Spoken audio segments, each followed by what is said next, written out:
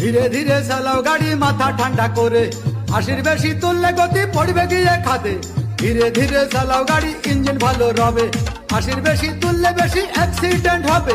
100 কিলো যাওয়ার পরে 100 কিলো যাওয়ার পরে রং চাকে আবার স্টার্ট দেবে।